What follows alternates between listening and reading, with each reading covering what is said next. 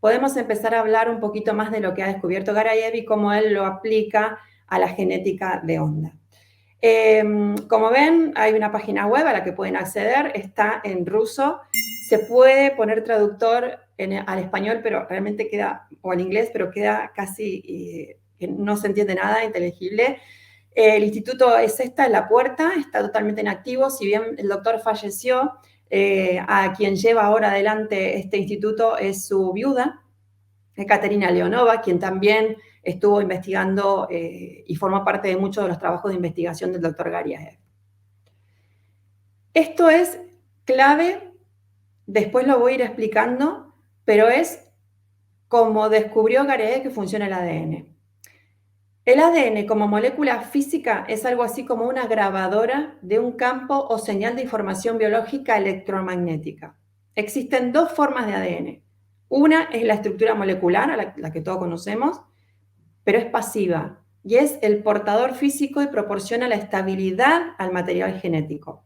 Mientras que hay otra, que es el campo electromagnético de la información que cabalga sobre este portador. Aunque la molécula es extremadamente estable, es posible cambiar y modular la señal electromagnética que transporta y traducirlo en modificación de la función metabólica del cuerpo. Es decir, que lo que está explicando Garayev es que él utiliza este campo electromagnético inherente a la molécula de ADN que él descubrió que existe y la puede modificar y así provocar cambios metabólicos a nivel celular.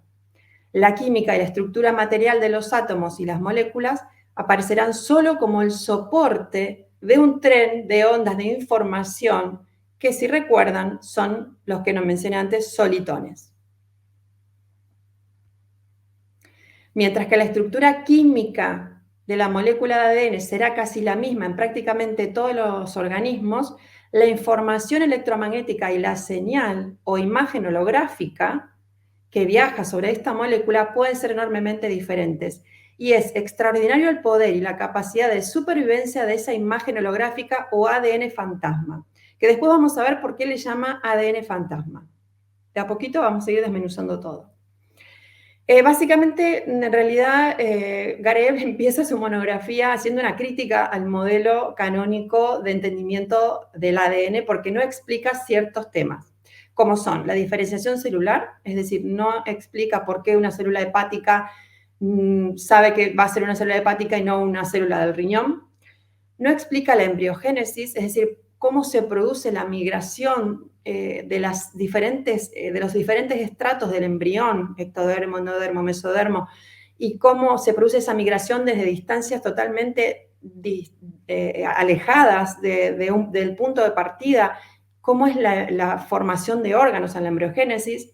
Tampoco explica el papel del ADN basura, mal llamado basura en realidad, y tampoco explica la degeneración del código genético. Y es curioso, cuando yo estaba estudiando esto, que le llamen degeneración, porque suena como algo, degeneración suena como algo equivocado, ¿no? Como algo que está mal. Pero degeneración en física significa el estado múltiple de una misma cosa. ¿Y qué vio Garayev?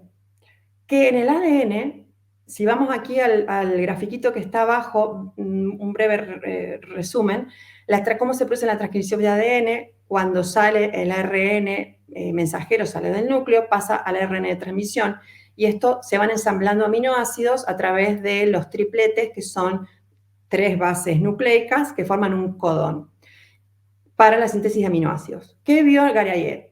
Que había sinónimos, es decir, que codones diferentes codificaban un mismo aminoácido o codones de stop o parada. Y también había homónimos, al contrario, es decir, los mismos codones que codificaban diferentes aminoácidos o codones de parada o stop. Entonces, en primer caso, el sinónimo le da redundancia y flexibilidad a la maquinaria de traducción del ARN.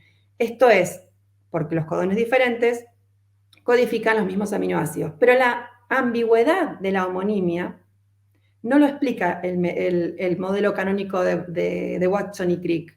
De hecho, Crick vio la sinonimia, pero no vio la homonimia.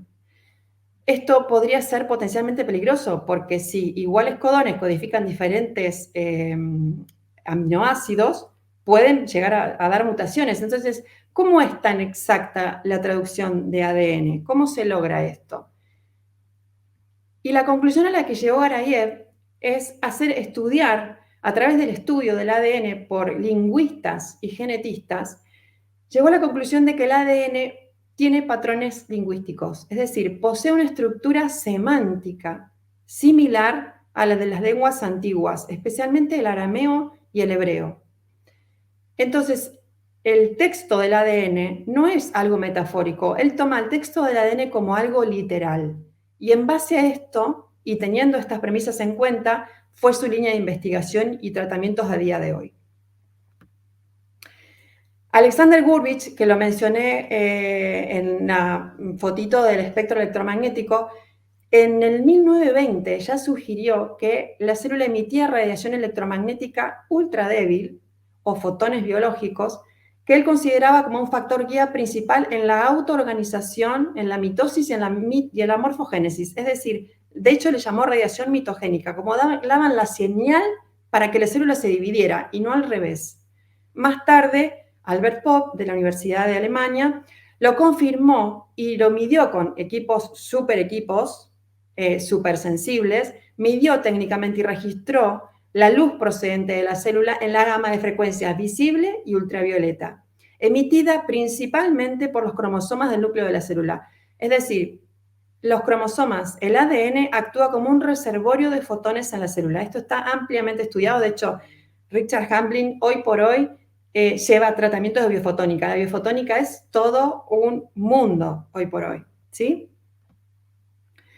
Lo más importante de estas radiaciones fotónicas es que es luz coherente, es decir, una luz láser. ¿Se acuerdan del espectro electromagnético que había una onda que subía y bajaba? Una luz láser es cuando todos esos picos y esos valles coinciden.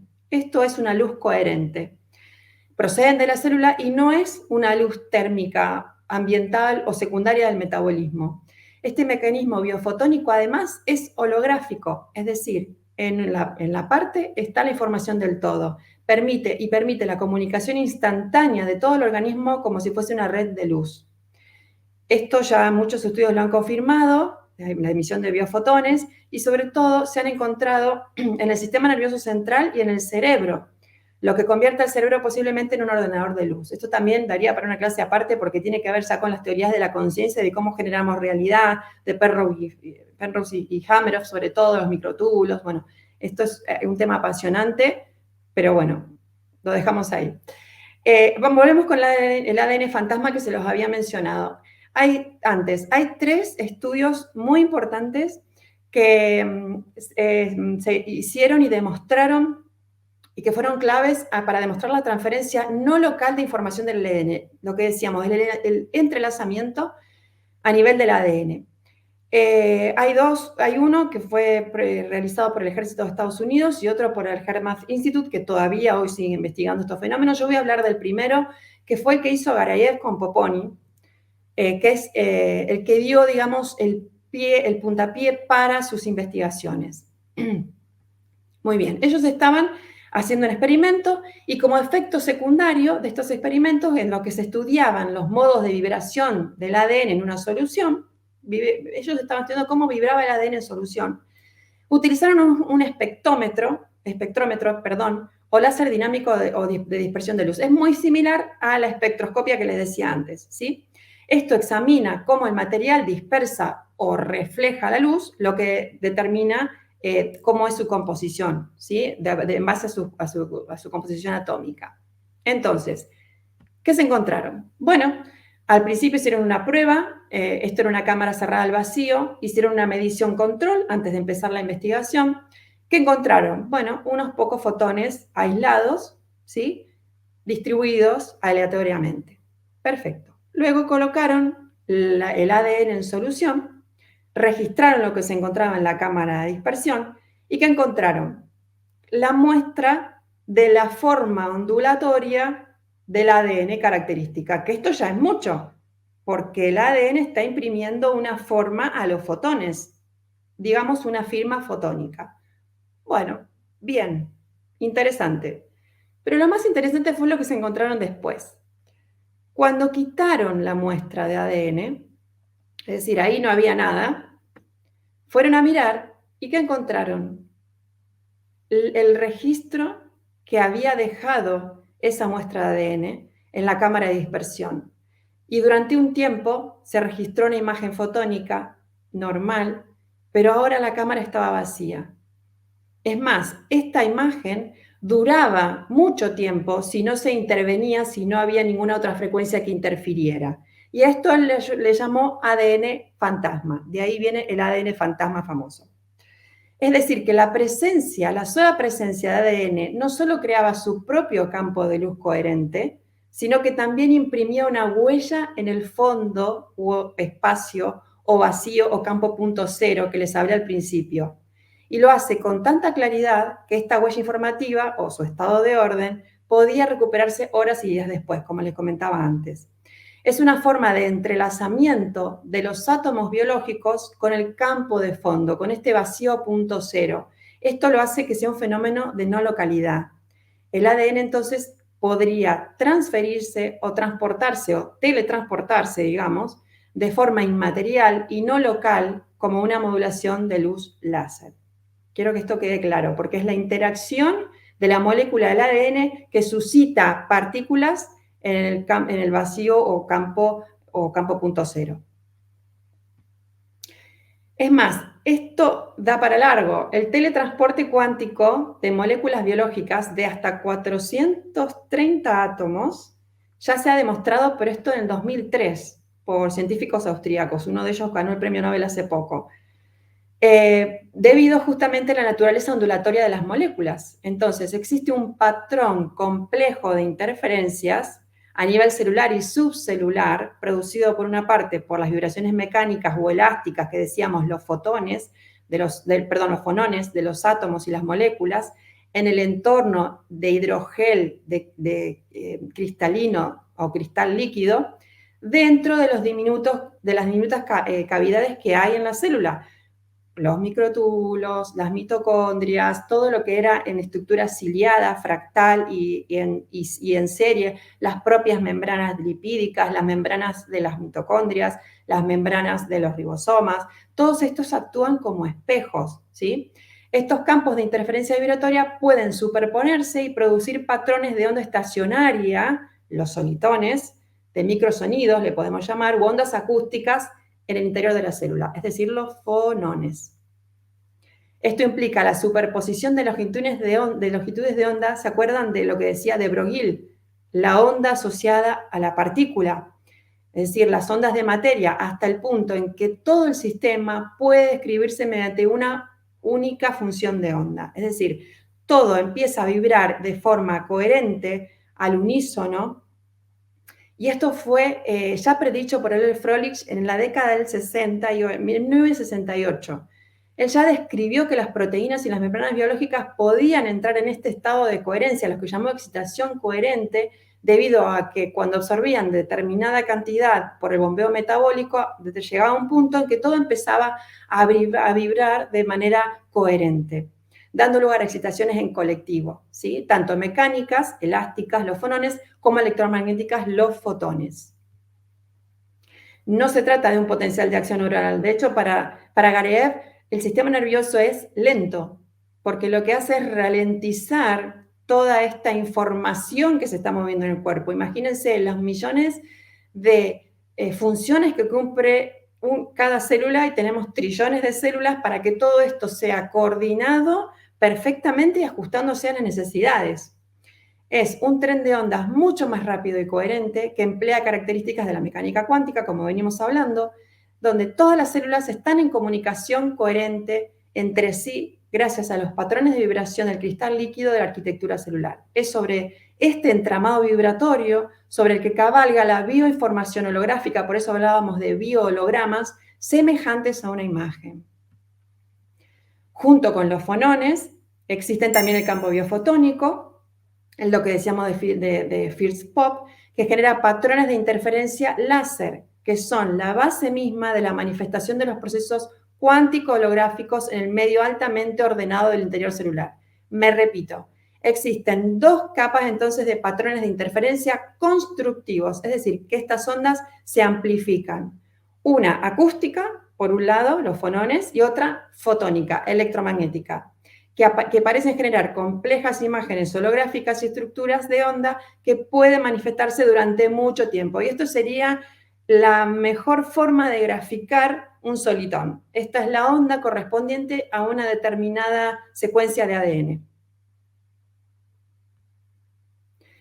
La observación de que la información genética no está realmente almacenada dentro del ADN, sino que puede ser simplemente leída por estas propiedades láser que venimos hablando, del comportamiento coherente de las partículas de los biopolímeros a partir de una biblioteca que está almacenada en otro lugar. ¿Pero dónde? Ahí es donde entra en juego el vacío cuántico, ¿se entiende? ¿Por qué? Por ejemplo, se han hecho experimentos a través de exposición a campos electrostáticos, como por ejemplo los que puede tener un rayo.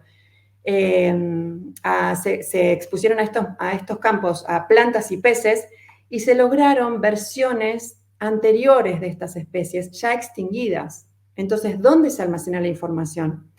Lo que dice Garayev es que posiblemente esta información esté almacenada en un campo heliogeomagnético, es decir, un campo externo, o que requiera al menos un acoplamiento con este campo de fondo para poder acceder a la versión actual del ser vivo en cuestión. La información genética no reside solo en los cromosomas individuales dentro del núcleo de la célula, sino que también está distribuida fractalmente y está realizada por el continuo cromosómico completo. Es decir, no mira la célula sola, sino al continuo cromosómico. No somos un conglomerado de células individuales, sino una forma de onda estacionaria de información acústica y electromagnética que literalmente se está recreando y reconstruyendo continuamente a partir del vacío cuántico, que es el que estábamos hablando. Además, este continuo cromosómico a través del organismo no solo existe en un momento, en el espacio, digamos, sino que también en el tiempo y puede transferirse a través de generaciones de especies, de lo que llaman los campos morfogénicos, ¿sí? En generaciones de la misma especie. Los resultados de experimentos del ADN fantasma implican y sugieren que el código no solo está contenido en los genes codificantes, sino que su promulgación también requiere del resto del ADN. Ese 98% de ADN basura que hablábamos al principio, que el modelo canónico no podía explicar para qué estaba, no podía explicar bien para qué servía, resulta que proporciona el contexto para la expresión de los textos génicos de la célula. De hecho, lo curioso es que este ADN basura, mal llamado basura, aumenta conforme aumenta la complejidad del microorganismo. Por ejemplo, una bacteria tiene mucho menos ADN basura que el ser humano, que llega a ser el 98%. Entonces, ¿cómo puede ser la naturaleza tan errática? Se puede haber equivocado tanto de que tengamos tanto genoma que no utilicemos. Y ahí es donde él le encuentra el sentido a todo esto, porque genera contexto. Hay indicios muy claros de que el código genético es un fractal, el ADN es un fractal, y esto es la representación del cromosoma 11 con un tipo especial de matemáticas que se llama matemática del caos o matemática fractal. Y como ven, claramente se ve que es un patrón autosimilar, ¿sí? Como el que hablábamos antes de los fractales. Lo que se encuentra en estos patrones autosimilares es que hay correlaciones de largo alcance que se extienden a través de miles de posiciones de bases nucleicas en el ADN e indican la existencia de un contexto superior. Las correlaciones existentes, estas correlaciones de largo alcance se encuentran sobre todo en ese ADN basura, que es el 98% del que estábamos hablando, que sería una información organizadora y generadora de contexto. De hecho, el contexto hoy por hoy se está evaluando en el comportamiento de las partículas subatómicas. O sea, esto es también para la física cuántica. Se ha encontrado un patrón fractal en el ADN, pero también en su estructura tridimensional, porque la organización espacial del cromosoma también es fundamental para regular la expresión del genoma. Y la organización tridimensional es una forma de explicar con lo que se llama curva de Hilbert, que es la forma en la que 2 metros de estructura cromosómica entran en los 2 nanómetros que mide un cromosoma. Es decir, es la forma más eficiente de distribuir en 2D una longitud tan larga sin que se toquen sus bordes. Y a mí esto me hizo, cuando vi esta imagen, que es la que tienen, yo lo tengo abajo a mi derecha, cuando vi esta imagen me hizo acordar mucho a la imagen bidimensional de un ícaro. Los ícaros, estos cantos sanadores de las culturas ancestrales, sobre todo de Latinoamérica. Y qué curioso que los ícaros tienen también una dimensión lingüística, energética y semántica. O sea, me pareció una coincidencia muy bonita. Teniendo en cuenta, entonces, que la fractalidad y la autosimilitud son propiedades de los hologramas, volviendo al contexto, lo que proporcionan son correlaciones de largo alcance que unan las secuencias codificantes y no codificantes, distribuyendo fractalmente el código por todo el genoma y no solamente por los genes. Estas correlaciones de largo alcance también son una característica reconocida de la lengua humana, de las lenguas naturales que hablábamos al principio. Es decir, el contexto es una condición fundamental para la transmisión del mensaje sin errores. De ahí la exactitud en la traducción de proteínas del ADN.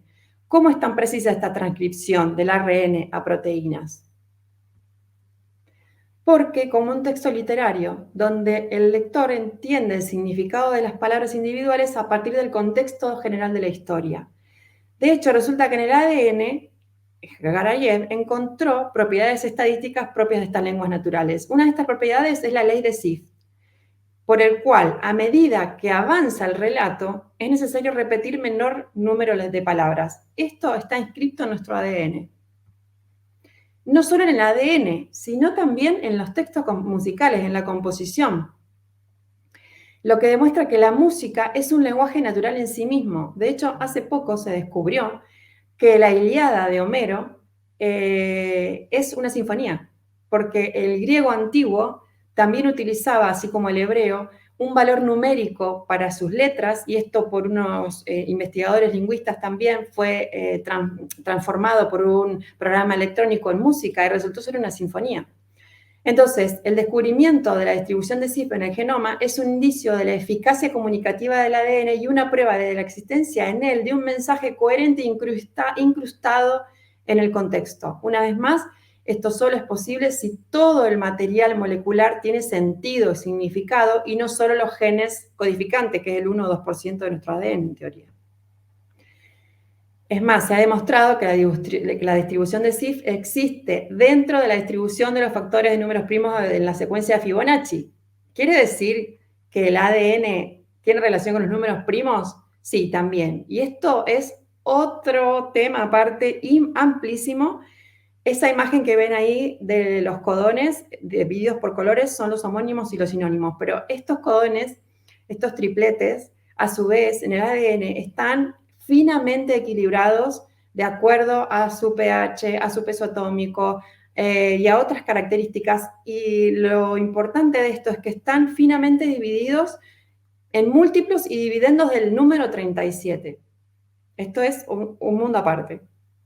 Lo que descubre Garayev, que ahí vamos, es que al crearse el ADN fantasma o su holograma, al escanear la molécula con un láser especial de helioneol que él mismo creó, esto podría transmitirse a los seres vivos. Y ahí viene lo importante. La obtención del ADN fantasma.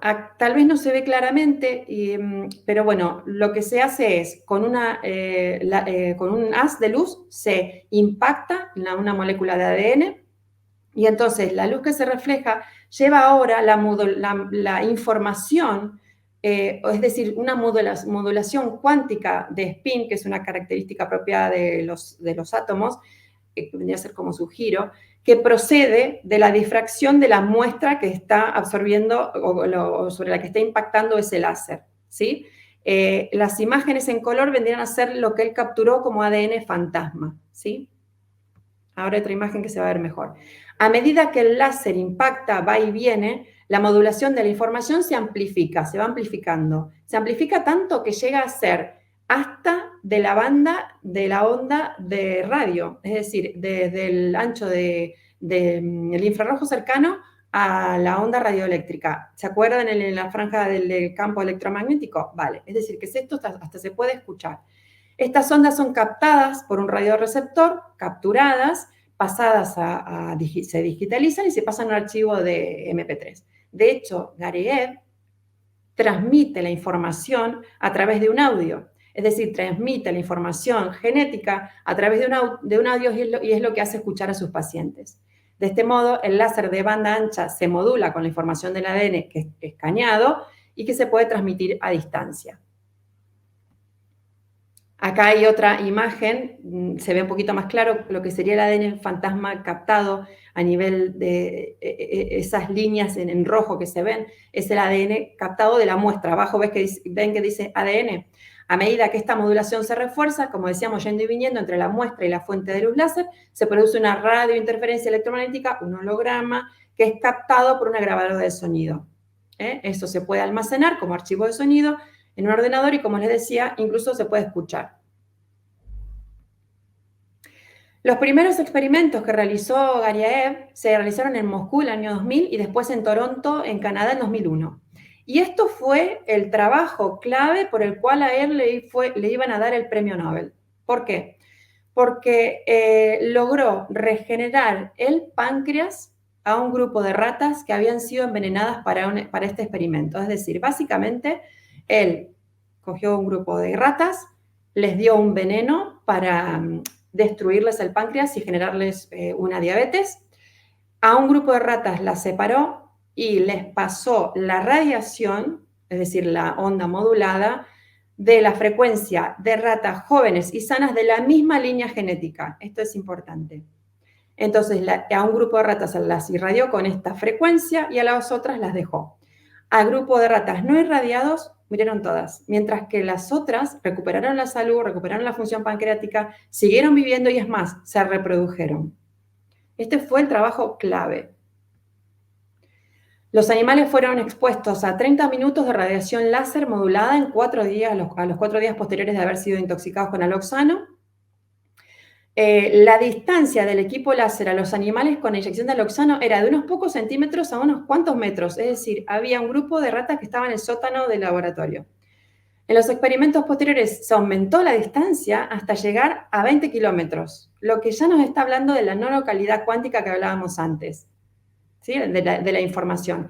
Y acá vemos, no se los puedo señalar, pero vemos arriba, en la franja de arriba, un corte histológico de lo que sería el páncreas destruido de las ratas que no fueron irradiadas y luego abajo, a mi derecha, está un islote de Langerhans reconstruido una vez que las ratas, unos grupos de los que sobrevivieron, las sacrificaron, hicieron cortes histológicos y se vio el páncreas totalmente reconstruido, sin ningún otro tipo de intervención.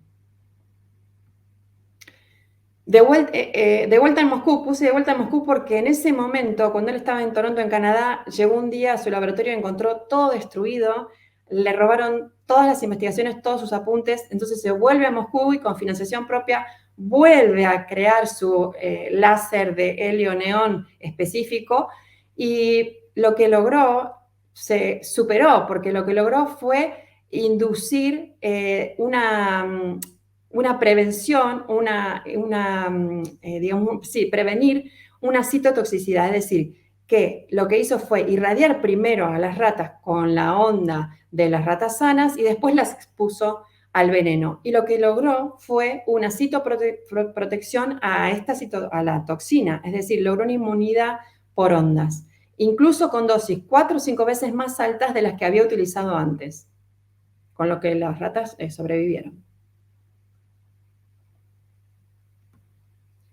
Entonces, en los animales enfermos tratados, lo que él supuso en ese momento fue que cierto tipo de moléculas pancreáticas afectadas por el veneno del aloxano y o células madres de su sangre pueden absorber resonantemente dicha radiación que lleva un componente informativo para la iniciación de reacciones bioquímicas que conducen a la regeneración de los tejidos del páncreas y a la iniciación de procesos protectores contra el aloxano. Esto es muy importante porque, claro, habla de la resonancia, ¿sí? Que es justamente de lo que va este curso, de cómo se absorbe la información de manera resonante. Muy bien. La idea de que los láseres modulados del ADN devuelven la información genética original no dañada al soporte celular, esto tiene que ver con devolvernos la huella original de la que hablábamos al principio. ¿Qué materiales se utiliza Garayev para llevar todo esto a cabo? Y ya vamos terminando. Bueno, sangre de cordón umbilical, tejido placentario, también tallo del bulbo capilar y lo más impresionante, una fotografía. Es decir, por más descabellado que parezca, y esto ya lo vamos a ver en profundidad durante el transcurso del curso en sí, Gariev logró recabar información genética de una foto, así como lo escuchan. La foto ellos recomiendan que sea especialmente de bebé, desde los 0 a los 7 años. ¿Por qué? Porque todavía no tenemos incorporados ciertos programas, ¿sí?, mentales. O también puede ser de la misma persona cuando estaba en estado de salud o de algún familiar allegado. Por eso siempre es importante de la misma línea genética. En condiciones heliosféricas adecuadas, es decir, por ejemplo, no recomiendan que la foto sea tomada si hay tormenta o ciertas condiciones atmosféricas extrañas, ¿sí? Y bien, la idea de las nuevas terapias del futuro, que en realidad Gariev las está aplicando hoy, es que las nuevas tecnologías se van a basar en devolvernos al estado de nuestra huella original, accediendo a la misma a través de la información registrada en el campo .0 que les mencioné al principio. Bueno, y con esto termino. Muchas gracias.